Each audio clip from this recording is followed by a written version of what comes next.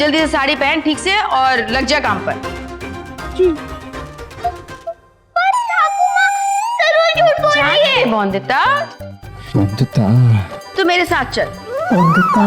तेरे काका को कलकत्ता सामान भेजना है, वो सारा बांधना है। रूपा तू भी जल्दी से साड़ी ठीक करके सामान बांधने में मदद कर। जी ठाकुर माँ। हाँ तू बिल्कुल सही कह रही है, ये औरतों को ऐसा नहीं करना चाहिए।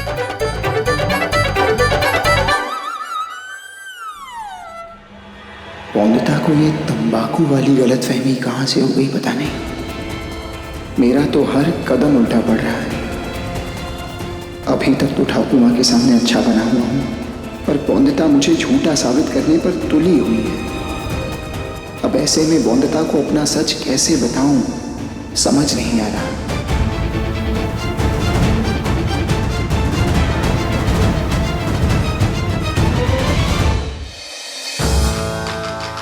बोंदिता, पत्ते ले आ सामान बांधने के लिए।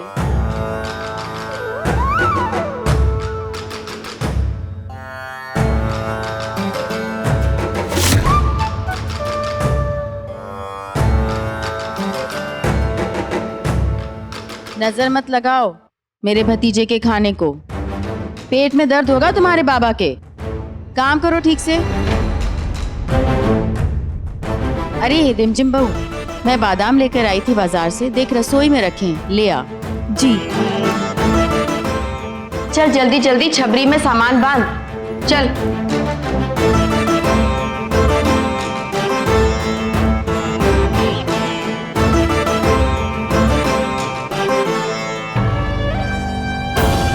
ये तो कम है। वजन में तो 1 किलो है सासू माँ। 5-6 बादाम कम है इसमें। ठाकुर माँ की आंखें हैं ना वजन नापने के तराजू।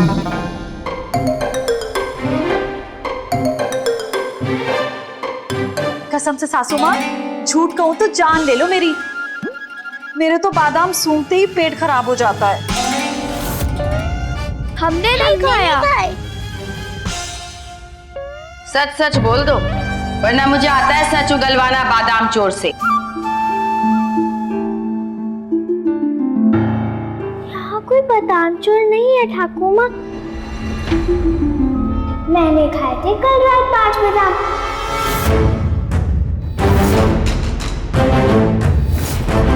लड़की गोरी बहुत अच्छी, पर करी चोरी बहुत बुरी। अभी तक तो तू रूपा पर चोरी का इल्जाम लगा रही थी,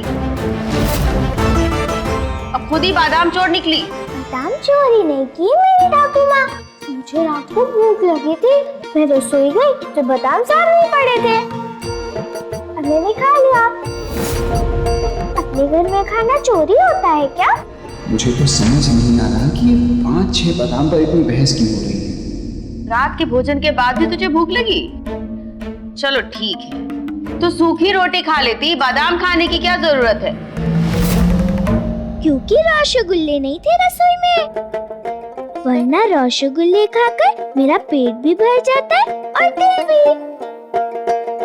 थोड़ी बात थोड़ी लात, तभी समझे औरत जात। ये कौन सी औरत है जो सूखे मेवे बादाम खाती है, वो भी बिना पूछे? औरत को भूख नहीं लग सकती ठाकुर माँ। जब आप सूखे मेवे का प्रसाद चढ़ाते हो भगवान जी के सामने, तो क्या आप सामने देखती हैं कि भगवान राम है या दुर्गा माँ? और जब आप शौमिक काकू के लिए इतना कुछ भेज रही है खाने के लिए, तो घर की औरत क्यों नहीं खा सकती सूखे मेवे?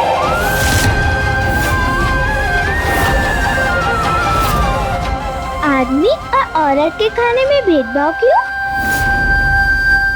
आदमी की किस्मत में जायदाद,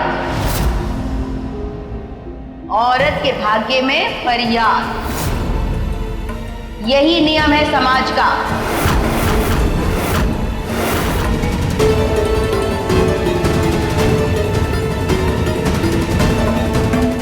तेरा काकू शहर में मेहनत करता है, रोजी रोटी कमाता है।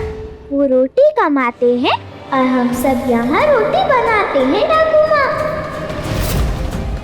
उनके पाँव धूप में जलते हैं तो हम औरतों के हाथ चूल्हे पर जलते हैं।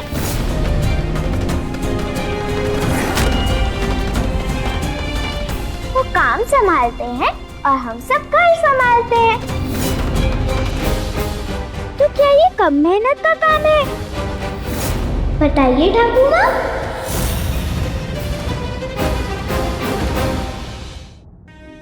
मेरे सखा बाबू कहते हैं आदमियों की तरह औरतों को भी पौष्टिक आहार खाना चाहिए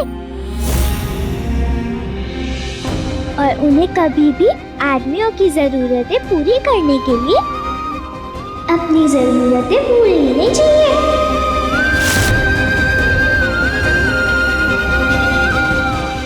और बादाम तो बहुत लाभदायक होते हैं, इससे दिमाग तेज चलता है। आज तो बंदिता की खैर नहीं। और भूख लगने का कोई समय होता है ठाकुर माँ? सखा बाबू कहते हैं जब भूख लगे तो खा लेना चाहिए।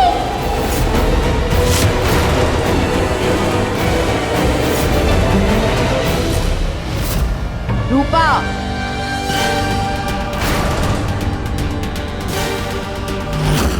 रूपा, पानी वाला घड़ा लेकर आ।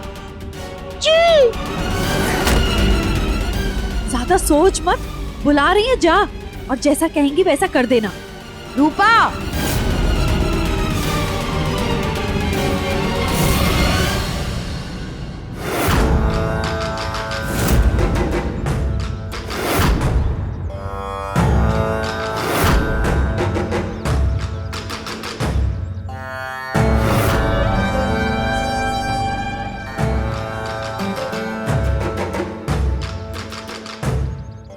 डाल मेरे सर पर।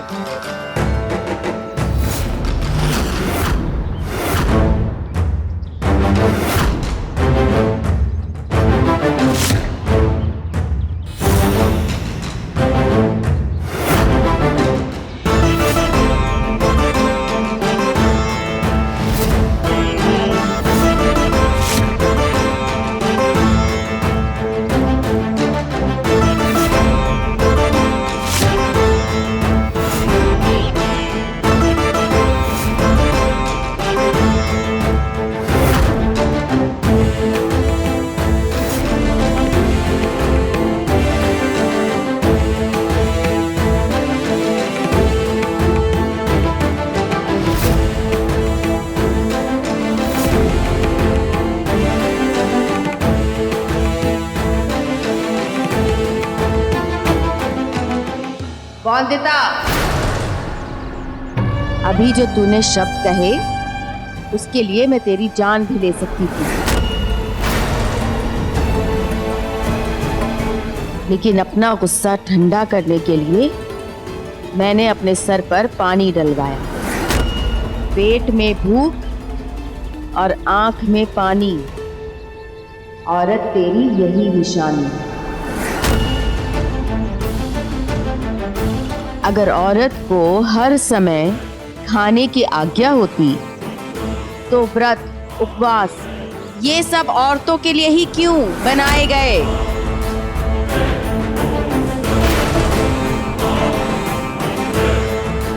ताकि वो अपने जठर की अग्नि और पेट की भूख को नियंत्रण में रखना सीखे। घर में 4 रोटी हो तो पहले परिवार वालों का पेट भरे, फिर अगर बच जाए तो खुद खाए। तेरे सखा बाबू कहते हैं कि बादाम खाने से दिमाग चलता है। मुझे तो तेरी जबान चलती नजर आ रही है, इसलिए अब से तेरी लंबी जबान, तेरा भ्रष्ट दिमाग और तेरे पेट की भूख को अनुशासन में रखना सिखाएगी तेरी ठाकुर माँ।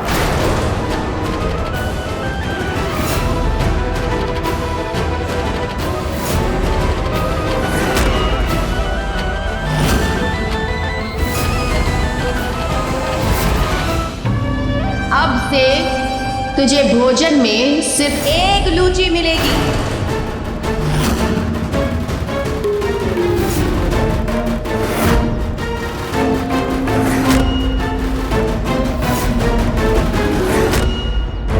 ताकि तू अपने बड़े पेट की भूख को नियंत्रण में रखना सीख जाए।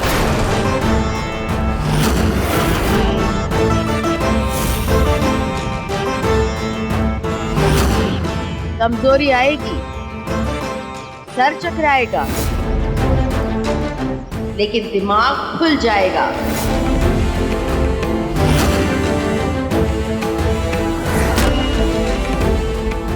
तेरे सखा बाबू ने जो तुझे बेकार की बातें सिखाई हैं, वो तेरे खुले दिमाग से हवा हो जाएंगी। Sir sir sir.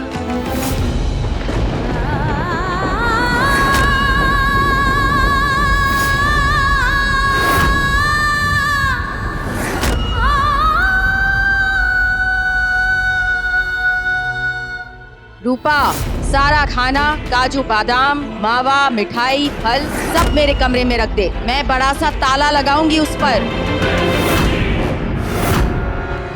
खाना खाना तो दूर, तू खाना देख भी नहीं पाएगी बॉम्बिता।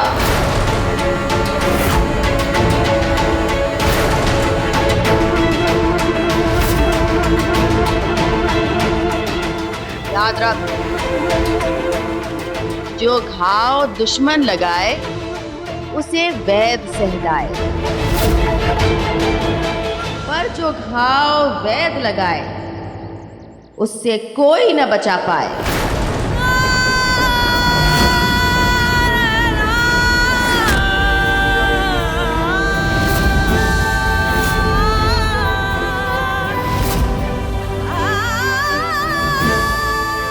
बूझे शीश?